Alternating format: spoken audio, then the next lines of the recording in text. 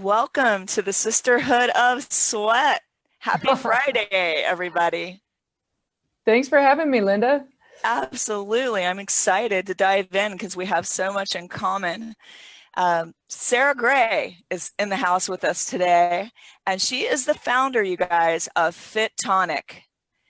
Doesn't that sounds pretty cool? Like I know a lot of people have their tonics, but now you have a Fit Tonic. And that is basically a premium protein blend and some elixirs. So basically the name Fitonic, she is the maker of premium protein blends and elixirs for your whole body health and beauty. Fitonic was created to power your hustle. She wants to power the hustle of the everyday female athlete, you guys. As a 3-decade athlete herself and whole body health advocate, Sara's pre-morning gym ritual meant making potions of protein and Ayurvedic herbs, supplements, superfoods, and power flowers. I love that. In order to get out the door faster, Sara streamlined her formulas, creating the first of their kind Fitonic protein blends in the process. Sara is also launching her fitwear clothing division, Hustle Holla, and the host of the Power. Oops, sorry, my mouse kind of flew away. And the host of the podcast Power the Hustle for those who hustle to play bigger, be healthier, and live louder. Welcome, Sara, to the show. Oh, thanks for having me. I'm so excited to be here. Yay, yay. Tell me a little bit about why you founded Fitonic. Right. So we launched with products just only this early summer, really, but I've been working on Fitonic for over 2 years. It's been an enormous, climb up a mountain to be able to develop first of their kind products like this, because they're not just proteins, as you mentioned. There's a lot of different things in there so that they target different health aspects. And so we, I created it because for me, there was a void in the market and I didn't feel seen myself in the world of supplements. I've been an athlete for 3 decades. I love fitness. It sometimes borders on dysfunctional. I really love getting out there and moving daily. And I felt like what was out there was either bodybuilding for men, or body shaming, kind of weight loss for women. And I wanted products that were. Say that again. Just repeat that. I loved what you just said. Yeah, bodybuilding. Bodybuilding for men or body shaming for women. And it was exhausting. The messages were exhausting. The products didn't feel like they were tailored to me. Even the macronutrients, just what was inside. And frankly, the morning, it just took me too long to get out the door because I didn't want just a basic protein. I was figuring out, how do I also get collagen, and how do I get, all the different herbs that I take, ashwagandha and all these things. My husband would fall asleep on the couch waiting for me to get ready to leave because I'm in there having all my different supplements. And I wanted it to be a lot more convenient. And I thought about all the women who, they have maybe where they feel, they want brighter and balanced moods. There's just a mood boost. How do I get it? And how do I get it easily? And what are the best different supplements and herbs and all those things? So I created it because I couldn't find what I wanted in the morning. Yeah. But the other reason that I wanted to create Fitonic is that I wanted to help create a community for women to sort of rethink how they approach their bodies, their fitness, their health. There's a lot of we do a lot of amazing things as women with our fitness. And when I hear women talk about it, we often kind of dumb it down. Like, well, I just, run 5Ks, or I don't run fast, or those sorts of things. And I wanted to change that conversation because it's amazing the things that we do. And in changing how we approach our fitness, I think it changes how we see ourselves throughout our lives. Well, I really love that. I'd like to have a little bit of backstory on your days as an athlete. Can you tell us what that looked like? Sure. Yeah. like I said, I love all of it. It's taught me so much. I started playing sports when I was about 10 years old. My primary sport was volleyball, but I played a lot of tennis, and I did a lot of group sports, because even when I played tennis, I often played doubles, and I loved that team environment. And I actually remember when I finally gave up sports, having this moment of, well, who's going to hang out with me now? Because nobody assigned to me. um, but in addition to all the really great friendships that it helped me develop, it also helped me develop grit and tenacity. It helped me develop endurance, not just physical endurance, but mental endurance, emotional endurance. And I had a period of time in my life that was so challenging. And I found that the way I really made it through that place was through the things that I had learned through fitness. And that idea of you're down on the floor, you don't want to get up, you're exhausted, you hurt, you ache, and you get up anyway. And then you just put step over step.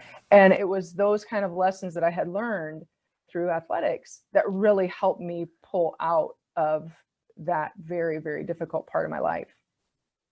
I love that. And that translates into, I really believe that when you are working your body, you are making your mind and your spirit and everything stronger. And the mission I have is to help women with their self-confidence and self-esteem, because I know when they have a stronger self-confidence and self-esteem, they're not going to be in situations, they're not going to be in jobs and relationships and a life they don't love. Right. Exactly.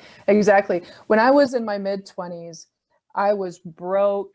I was working as a waitress, not making very much money, and I found out I was pregnant, and I was on welfare insurance. I was in this horrible, horrible space, and I felt like I was damaged goods, and I was terrified of figuring out how to have a baby and raise him. It was so hard, but it really was those lessons that I had learned about grit and tenacity that helped me pull through. And since that time, I continue to learn and grow from the ways that I engage in fitness. So for example, right now with creating Fitonic, there's so many new hurdles, right? And so when I train, one of my mantras that I hear in my head, and sometimes I say them out loud just to look super weird in the gym, I guess. But I'll be pushing the sled, and I'll say, "I am a finisher. I'm a finisher." Yeah, I love it. And then in doing that, by moving my body, I really believe that it transforms my mind and how I approach the other things when I'm not doing the sled. I really believe in the power of I am. And I just was at the Summit of Greatness with Lewis Howes, and Oh, cool. it was amazing. The hip hop preacher, E.T., what up, Eric Thomas was there. And the power of I am strong, I am powerful, like just saying to yourself, I am this, I am that, and the power of your words. Right. And I love that you have these mantras. Do you teach this then to the fitness community that you're in, to have these powerful mantras? Yeah, so we have our as part of our brand, right? Because I didn't create Fitonic just to sell product. Like, we really wanted to change the messaging that women get about health and fitness in their bodies. And so we created a podcast, Power the Hustle, and we air 3 times a week. And on Mondays, it's just me on Mondays, and I'll go into a lot of this type of thing: meditation and visualization, dealing with failure, dealing with the problems of perfection, all those sorts of things. On Wednesdays we do interviews, and on Fridays are just silly. But we're gonna dive into Fridays in a little while, so you guys want to stay tuned because it's gonna be awesome. Yeah, but so yeah, we definitely touch on those kinds of things and in the podcast and in blogs. What do you like most about podcasting? The thing I love about podcasting is, this is so fun. I get to have the conversations that I it gives me this great excuse to have all the conversations I'm constantly craving to have. You know, I get the opportunity to reach out to people like Myrna Valerio, right? The blogger behind Fat Girl Running, and say, here are all my questions that I have for you, you know? I know, right? Yeah, and I don't know another way to be able to just start those conversations with people I'm so curious about. Or, you know, to be able to talk about the most ridiculous things that we talk about in our Sweat Friends Work It Out segments. I mean, they're just the conversations that I crave. I loved your, well, I'm going to save this for the Sweat Girls Work It Out, because I saw you were having sweaty guys hitting on girls in the gym, and I'm going to save it for that little part. But I love that because that's a lot of personality, and it creates a conversation that anybody could be a part of, because I'm pretty sure most girls have been hit on by sweaty guys in the gym. Right. But like the podcasting, just the conversations that we get to have. I remember one day I was sitting there when I first started podcasting, and I thought, you know, is anybody out there getting anything out of this? Because I know I am. Right. I was like loving it. I was like, this is the bomb. This is amazing, you know, and so you don't know at first. You're just like, but I knew that if I could change one woman's life, you know, like a day at a time, that I was doing more than I would be doing if I wasn't podcasting at all, or having these great conversations with great women such as yourself. So, you know how I really try to approach it is, and it's hard, right? Because you do care. Are people noticing? Am I just talking into an empty room? Yeah, but crickets. Yeah, but at the same time, I just have to trust that if I create content that is valuable to me, it will probably be valuable to somebody else. I interviewed Annie Duke. She's the poker player. I don't know if you're familiar with Annie Duke, but she's she's phenomenal. I like the name. It sounds bad. She's made millions of dollars playing poker, and that wasn't what she was supposed to do, right? Like she was going to be a neuroscientist, and then she ended up being a poker player and used all that she learned about mindset and how minds work to figure out poker. And I took so many notes interviewing Annie Duke. My hand was cramped at the end. I was just like, I can't believe how much I just learned from listening to her talk about how people make decisions, and how much I just learned about how I make decisions and what I should do differently when I'm making them. It was so powerful. And I've had a whole series of just different great conversations where there's so much to be had, but somebody's got to start asking the questions. And what I kind of found is that people don't know what they don't know. So if they don't know about your podcast, they don't know about your great content. Yeah. So you have to keep talking about it. So like episodes that I've had it's crazy, but like the first episode, the second are constantly still being downloaded. So I think you're putting that content out there, and then the more your following grows, the more that these podcasts that I've done like forever ago are still being downloaded today. And that's what I find to be really cool about just getting your message out there and having a conversation, a powerful conversation that with women, you know. And I think this is a generation where women are just no longer silent, and we're teaming up together to build our biggest, boldest lives. And I know you have really been stepping into that. One of the things I like a lot on your website was, I love the fact that you are recognizing athletes, Athlete of the Week, and all these awesome women, athletes. One of them, I don't remember her last name, but Miranda, she was a fighter. Yeah.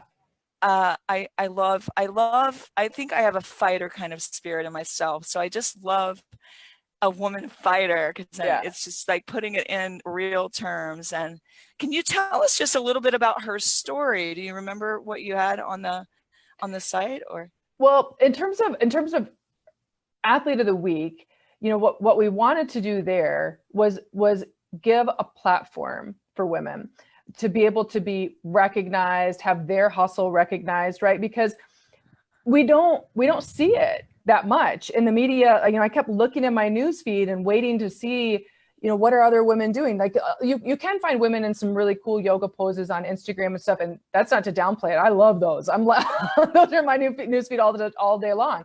But it is harder to find and seek out other women athletes.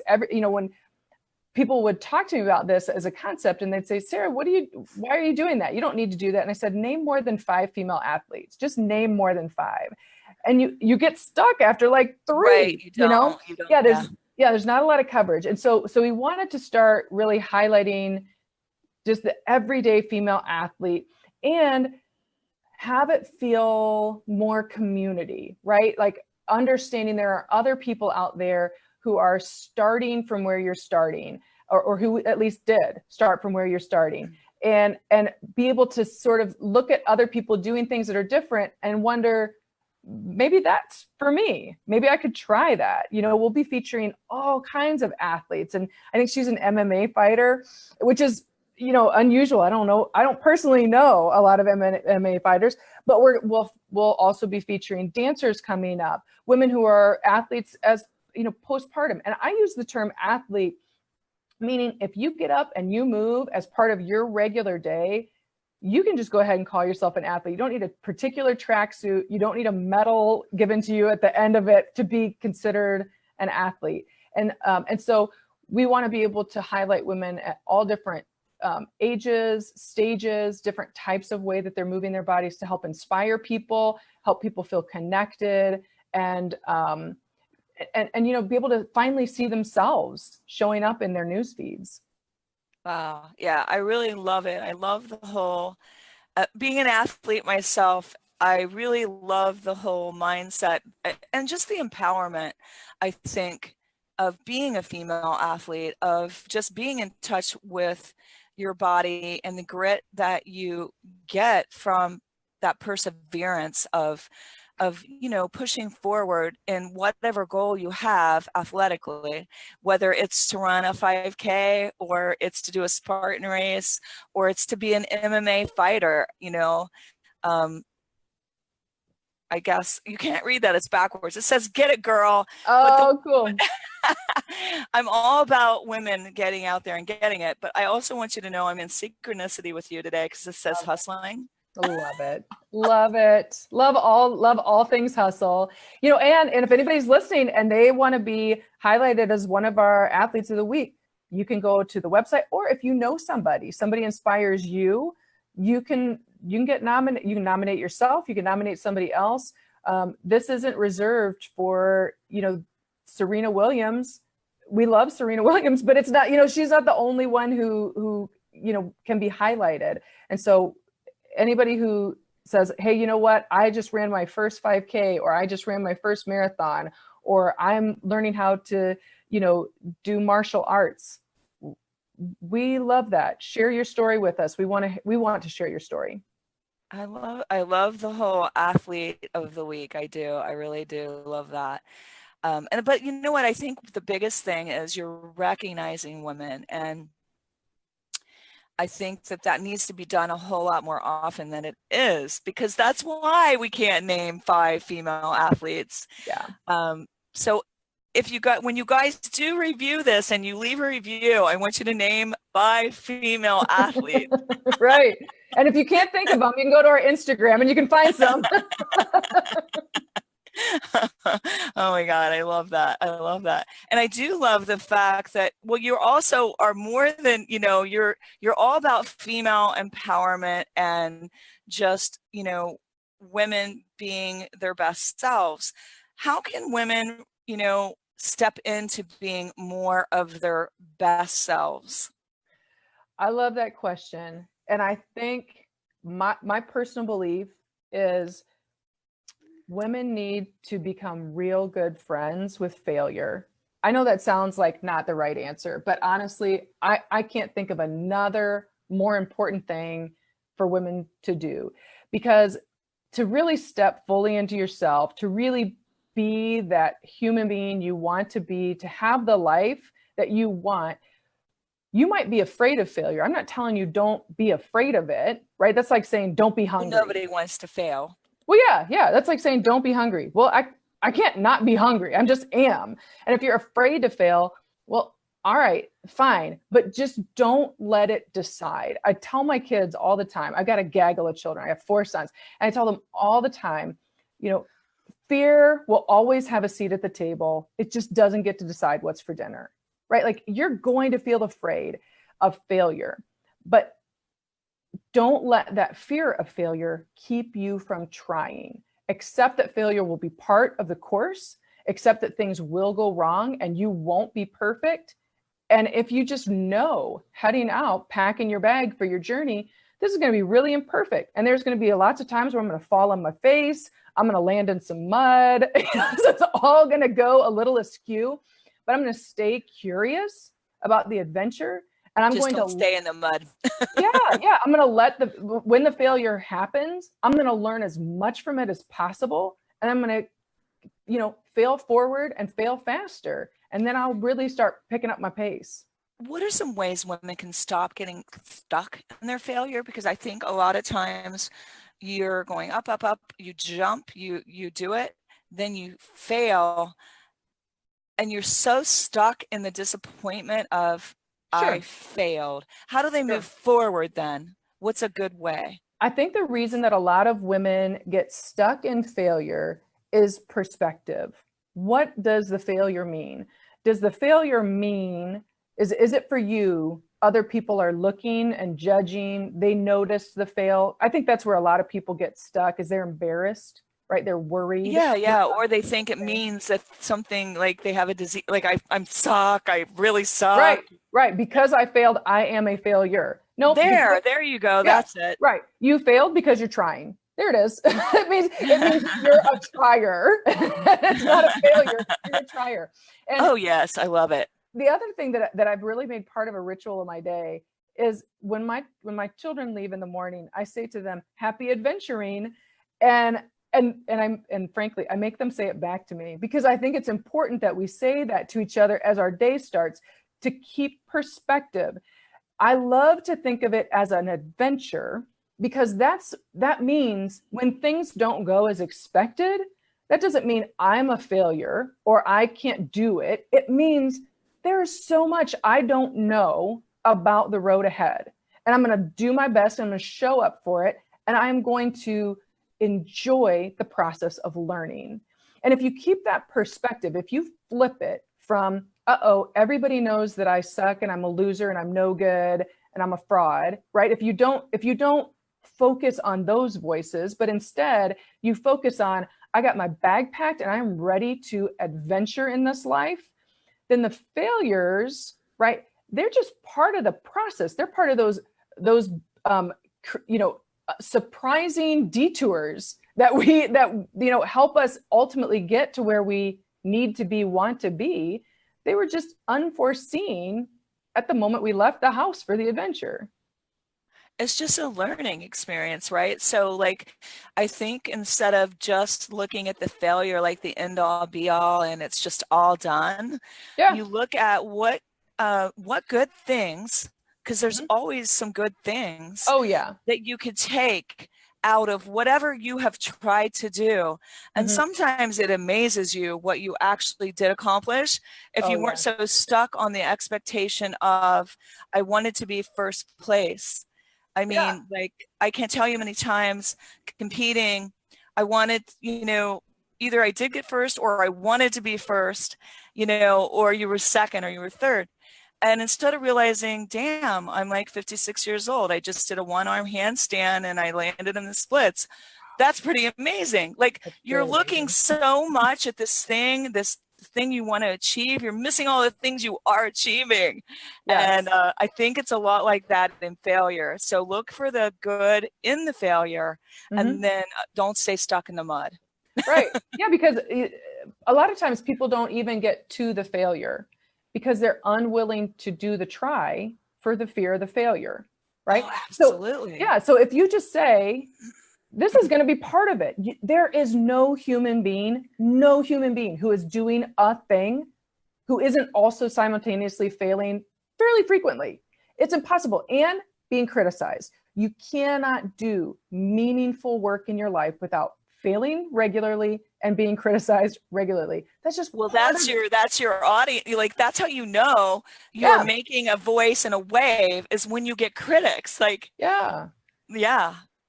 Yep. It's just part of it. And so if you embrace that, if you go in knowing, well, if these things, if this is happening, we had a discount code failure this last week. I couldn't believe it. We had all these people trying to purchase. Yay. But the code didn't work.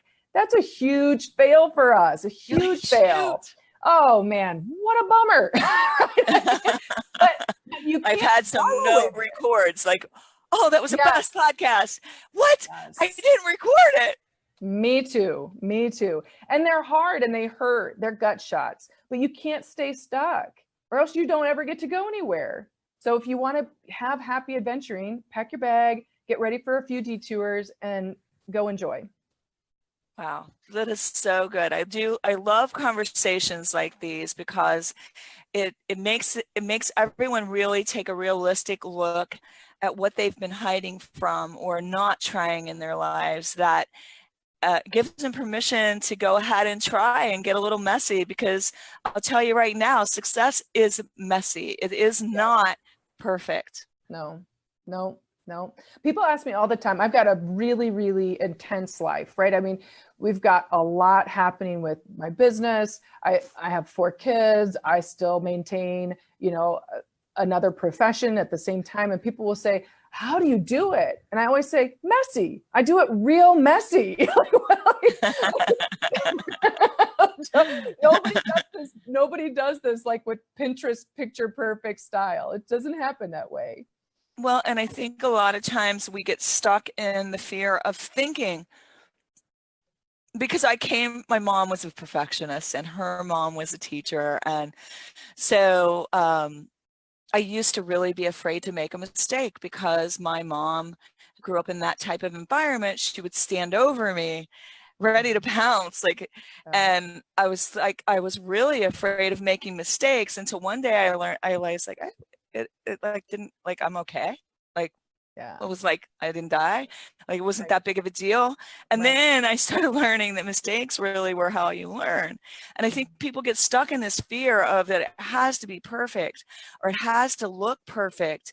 And, when you let go of feeling that everything has to be perfect, you're going to have your own. It is going to be perfect. It's going to be in the beauty of the mess that perfection is going to come. It's going to be great, perfect for you, perfect timing for whatever you're trying to achieve.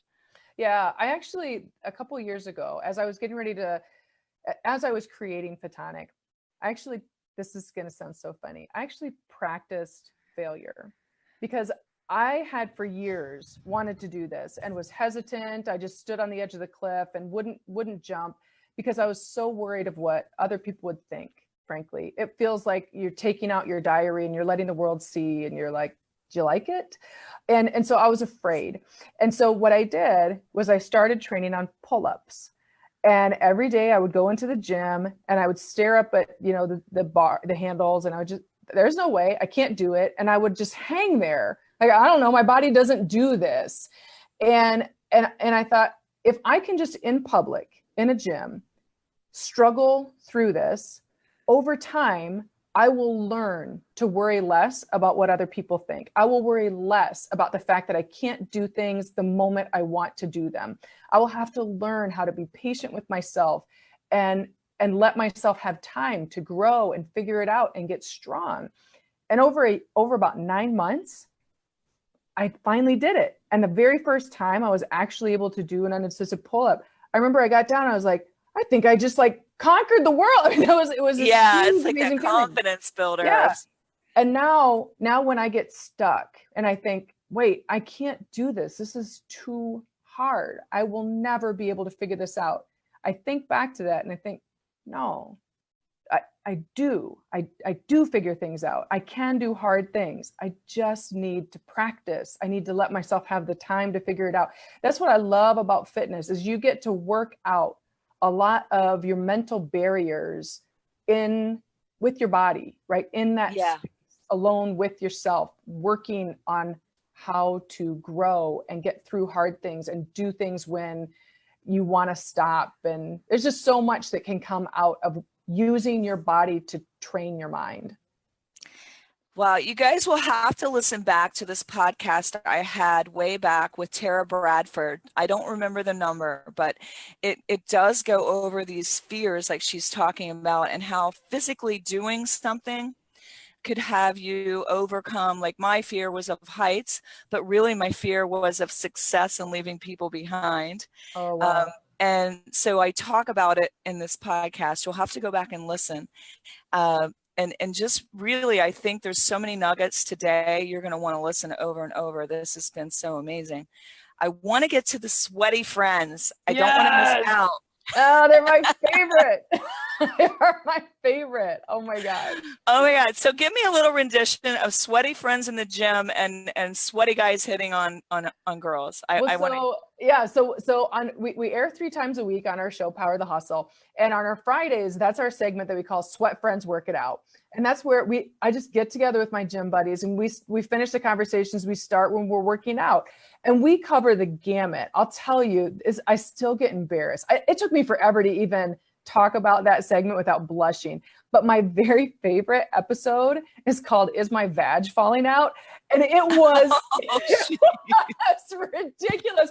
We had show tunes. It was so funny. Like, sometimes I listened to our Sweat Friends episode this morning because I was driving in, and I wanted to pick me up, and they always crack me up. But we don't try to solve the world's problems in those segments. We're just having those conversations, like with your girlfriend that you love, about really embarrassing, weird gym stuff or fitness stuff or food stuff. But the one that aired just today, it was on, it was because I asked a guy in the gym his astrological sign, and he thought I was hitting on him, and I wasn't. I'm just an astrology geek. And it just like took off from there. So that's what today's episode was on. But we've had funny ones, just work out in your sports bra. We had yoga horror stories recently about like this guy who we termed underwear man, who apparently yogas in his like little underwear shorts, not even boxers, that's like the tighty whities. So anyway, those are the topics that we cover on Fridays. Oh my gosh. So like this would go right along. We're all at the park. I have a boot camp outside. Ooh. We have TRXs. If you guys aren't familiar, these are straps. They're suspension straps. You suspend and do exercises. And we're like hanging the TRX on the bridge over the lake, which is just so romantic and beautiful. And you're working out in this beautiful scenery. And all of a sudden, I look up and I'm like, we're in the Midwest, first of all. This is not, it's a little more conservative, but this dude is running by in lime green thong. We're like, what? And so, it was quite an interesting little conversation with the girls hanging on the suspension bridge. We almost fell out of our TRXs for sure. Solid. And I guess they didn't have a bylaw to be able to kick the guys out of the family park. Yeah. But he did at least then the next round tie his jacket around his waist. But oh my God, the stories I could tell, this could go for days. But yeah, that's awesome. I know, I love those, and they're just fun. It's just entertaining, and I love it because, again, it just is all those conversations I crave having, that great girlfriend talk where, I don't know if you felt this, but as I got older, it felt harder and harder to be able to have those conversations. You get so busy work and with your kids, and there's just a million obligations. It can be hard to like find that time to get alone with your girlfriends and just have that refreshing, real talk. And so that's why we have those Friday segments. I love that, because I think that we are all craving connection, and that it's one of the biggest things that we have and we have not through social media, is true authentic connection with people, and creating that so you're not lonely. Like I was reading some kind of a study that young people are feeling as lonely as older people. Yeah. their kids have grown and possibly they're retired and all these things. And I just have to think that good, authentic, like connecting with others through just talking about stupid stuff, like, you know, like, oh my gosh, the sweaty guy at the gym, he sweat all over and he didn't wipe it up. And it was like he was proud of leaving his pheromones behind on the leg extension or whatever, you know. I think that just having these kind of conversations are what we're lacking. And also in the essence of how I've got to appear perfect and the perfect selfie and the perfect life on Instagram. Right. Instagram woman, you know. Our Friday segments are definitely a confidence booster for anyone listening, because we really put out all of we had one, oh my gosh, we did on self-tannered train wrecks. Oh, it was they were hilarious stories of when things had gone so wrong, but they were personally humiliated. I mean, they're really funny. We drink wine when we record those. I really feel that in light of the fact you've been on my podcast, I should be invited to one of these Friday sessions. We should do it. We should get together, work out, and then we will record. And I just have to tell you, I have a terrible self-tanner story. Oh, good. At Christmas time, you guys. At Christmas, I went to, I won't say what tanning place, but to get a spray tan, which is kind of like a car wash, you're done in 90 seconds. And I looked at myself in the mirror, and this is on video, I will tell you. Because I videoed it later. I looked at myself in the mirror and I'm like, wow, I look kind of gray. I look kind of weird. I look kind of gray. Like, I'm looking at myself. But and then I'm like, oh, it's just a mirror. It's just lighting in here, whatever. I go to the store, I go to Whole Foods, and some dude is like behind the checkout. He's like looking around, looking at me, like I don't know what's going on. I'm like, what's wrong with this guy? Like, I don't know. So I get home, I go in the house.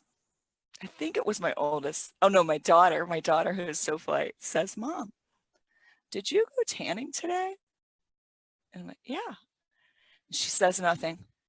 Then my son comes out. He bursts out laughing, full belly on, just beside himself.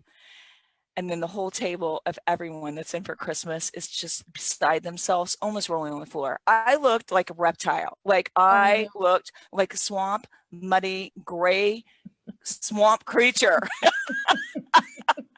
I mean, it's horrible, awful. Whatever was in the pH of the spray tonic, right? What was spray tan gone wrong? I mean, and oh my God, I'll have to put the video in the show notes because you just have to see it to believe it. So it was fun. It was fun. So I love having these moments of just realness with everyone, you know? Yeah. No, I think it helps so much. I get so much from women who are willing to share the ways that their life did not, execute perfectly for the day, because it's very reinforcing as we're trying to build our own lives and reach our own goals and even just live through the day basically well. It's just nice. It's comforting to know it's not perfect for anybody else either.